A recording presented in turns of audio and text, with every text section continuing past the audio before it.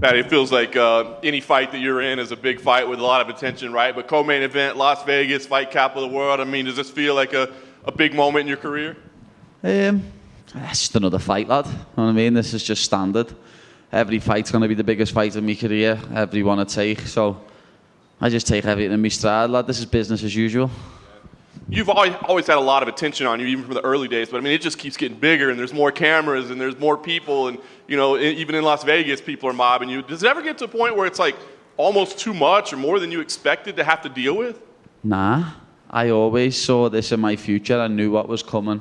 I always said I'm going to be the biggest star in this sport, and none of it takes me by surprise. You know what I mean? I'll stop and give anyone me time, as long as they use the manners. You know what I mean? I don't like it when people are rude. That's it. As long as people say please and they don't just headlock me and try and take a selfie. You know what I mean? I'll take time out of my day to speak to anyone, because without them fans, I wouldn't be where I am today.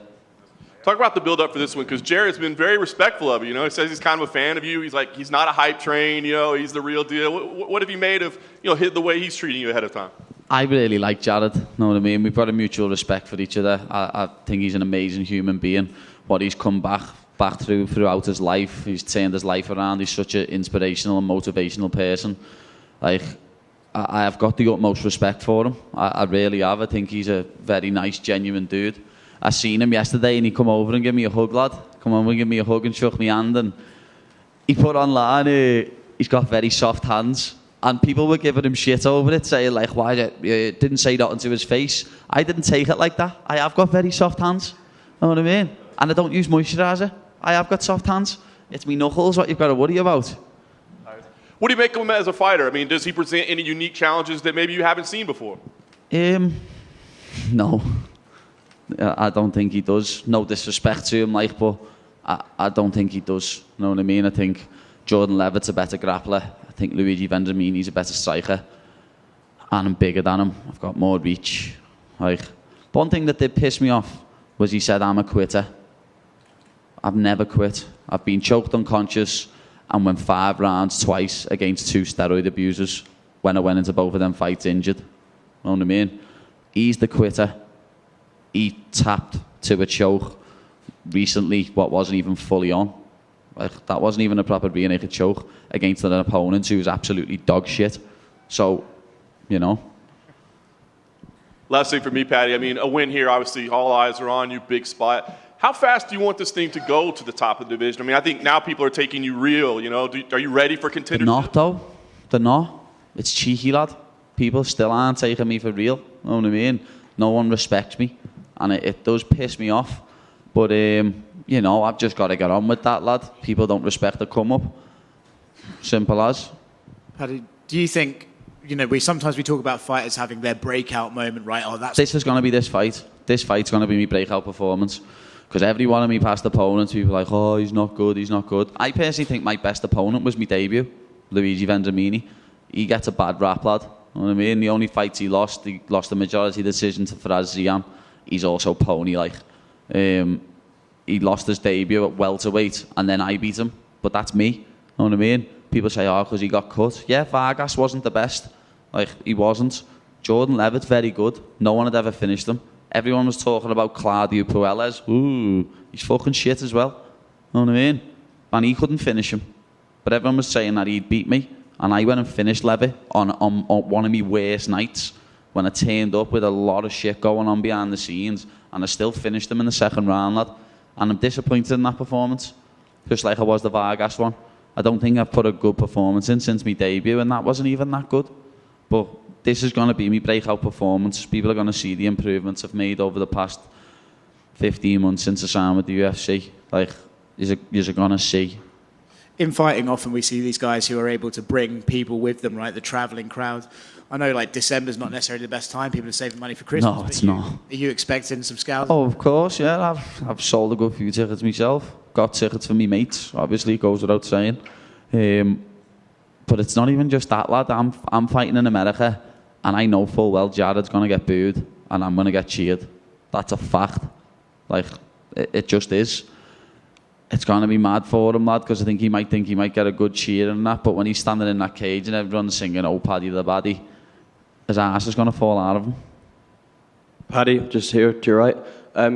News came out the other day that you launched your own foundation. Can you kind of talk about that? I know it's kind of targeted to your local area at the minute, but I'm sure it's something you want to like expand throughout England as well. Yeah, it's not just target me local area, lad. It's just helping kids in general, like get fed. The amount of kids what you hear nowadays, what are on the breadline and are struggling to get food. You know, I'm just trying to help any way I can. Just like people like Marcus Rashford have done the same in the UK. And then, like I said that in March, and people are saying, "Oh, he's just saying that. He's just saying that." Well, what now, lad? You know what I mean? My foundation's up and running. What have you got to say now? And then I still see people talking shit who haven't got a clue. You know what I mean? I'm going to have a help men's mental health charities. You know what I mean? That's another big thing to me. Talking about Jared there, he's got such a crazy life story, you know, pronounced legally dead for 2 minutes. It's something that I'm sure you must be thinking, God, this guy's got a crazy story. What's your thoughts on, you know, his background and the things that he's had to come through? As I say, he's such an inspirational character because he's come through all sorts, you know what I mean? You couldn't even name all the things what he's come through, and now he's back. He's back and he's fighting in the UFC, and he's setting a good example for people in that walk of life. And I can't take my hat off to him enough, lad. I respect him so much as a human being. I wanted to ask, when you went to Conor McGregor's pub, you had a massive food binge, and you had a FaceTime with him. I know he helped you out with the bill. How much did he spend all the money on the bill for you? Did he pay it all? Yeah, he paid it all, lad. Are we talking 100 quid, 200 quid? We didn't even see it. We didn't see the bill. He just said, "I'm taking care of it." But I was eating and Molly was drinking, lad, so you can imagine how much it was. And finally from me, it's a touchy subject, but we spoke to Molly about it. She addressed this. I wanted to ask, you're a doctor. I'm not sure how much you've worked with him. Dr. Usman Jajad was in the UK news a lot before the Conor Ben fight. You were listed on his website and you took pictures with him. I just wanted to ask your relationship with him. So because I took a picture with someone? Have you worked for him for this fight? Have you worked with him before? I've never worked with him. He took me to get an MRI scan once. Is that all right? Or is that... Just wanted to ask you. Yeah. Tip for asking that question, like. Paddy, to your right. Over here. Just wanted to ask you, you know, as you get higher in the UFC and you get more notoriety, you become kind of like the Super Bowl, the big fight for everybody. So that creates a little extra burden on you, right? You have to raise your game each time because, you know, you're going to get the best from other guys. Is that something that you're aware of that you've dealt with in the past in your career? Yeah, people step up when they fight me, you know what I mean? They come in the best they've ever looked. It's just like when football teams play Liverpool, lad. They roll over for Man City and let them beat them. But when they play Liverpool, lad, they turn up on the day and play the best they've ever played. That's what people do against me. I get the best version of everyone. And so when you do get the best version of everyone, does that force you to like never take a day off? Like sometimes, you know, you don't feel like practicing, but because of that, because you know the guys you're going to fighting are going to be stepping up and giving you your best, does that require you to be on point all the time? There's a lot of days I don't want to get out of bed, lad. A lot of days I want to just stay in the pit and not get out of bed. But it's something I've got to do. I work my arse off to be in this position that I'm in. Years ago, I used to just rely on my talent, and I never used to work hard. And it got me to a world title. It got me to a Cage Warriors world title. But when I started coming up against people that were working hard and did have a bit of talent, also they were pumping themselves full of steroids. But I started to lose, you know what I mean? And then looking back now, I needed them life lessons. Wasn't just like lessons in the cage. What I needed as a life lesson to sort my life out. And I've done that. And now look at me. Patty on the front right here. Jared was back here, and he said that after this fight, he wanted to work with you to kind of raise awareness for mental health and everything.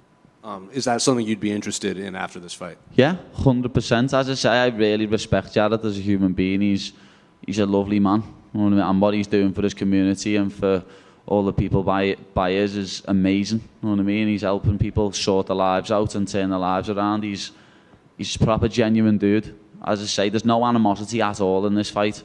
Like, I wanted to break Levitt's face because he was talking proper shit. But Jared's a nice dude. You know what I mean? I'm going to feel bad when I hurt him. And then in the Embedded series, in episode 1, they showed that scene of that guy coming up to you and saying, like, your message saved my life.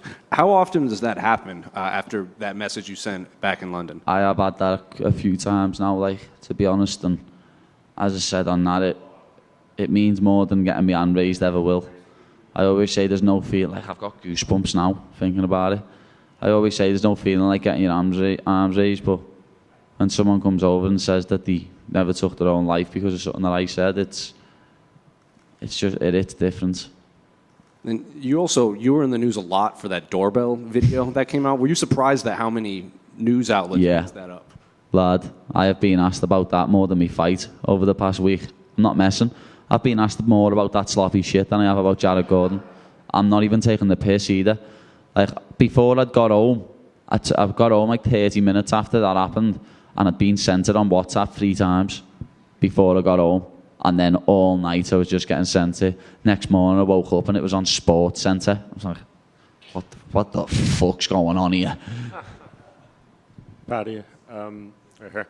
You had Dana White on your podcast, and you guys were talking about UFC London, which is now official for March. Is it obviously your intention to turn around and fight on that card? I don't know, to be honest. We'll see what happens after this, but I have a holiday booked in Thailand in January, and I'm going on this holiday, lad.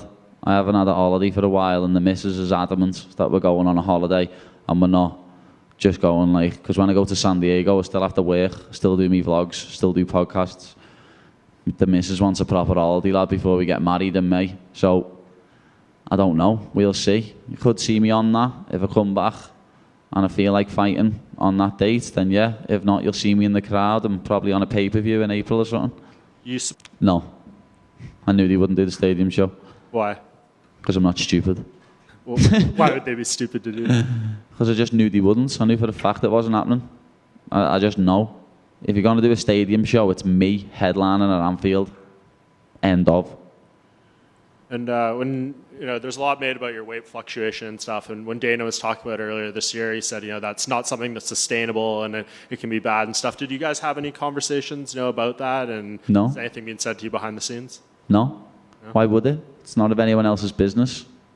If I want to get chubby in the off-season, I'll get chubby. End of. You know what I mean? Started this camp at 193. A lot of people start camps heavier than that. I'm waking up 168. Do you think that's a big cut? Because I certainly know it isn't. How's the food in Thailand? Very good. Pad thais are heavy. Curries are heavy. Thanks, Paddy. Hey, Paddy, over here. I'm curious, finally, both yourself and Darren Till on the same card. Just how big is that impact in Liverpool, specifically with MMA? Well, yeah, I've been getting sent up billboards from Liverpool at the minute where it's just me and Darren Till on billboards everywhere saying Scouts take over, and it is, you know what I mean? We're both hopefully I know I'm going to get my win. Hopefully Darren gets his win, and it is a Scouts takeover. Who throws the bigger party, Darren and Hamzat or you and Molly? Come on, lad, that's a terrible question. Obviously, me and Molly. Crash Matt doesn't even drink, does he? It's obviously me and Molly. Good luck. Paddy, you fought in London twice. You're going to fight in Vegas. When's the next? When are we going to see you headline a fight night or a main event? Well, Dana said on the podcast after I win this one that I probably will headline a fight night. So, I don't know. We'll see, lad. We'll see. But there's no I could headline anyway. I'm the people's main event on Saturday night. Fans were very surprised that how much you love movies and how smart you are. Where did that come from? My dad loves films, lad. My dad loves movies, and he's bred it into me. You know what I mean? So I like me films. It's a Pimblett thing. Awesome. Thank you.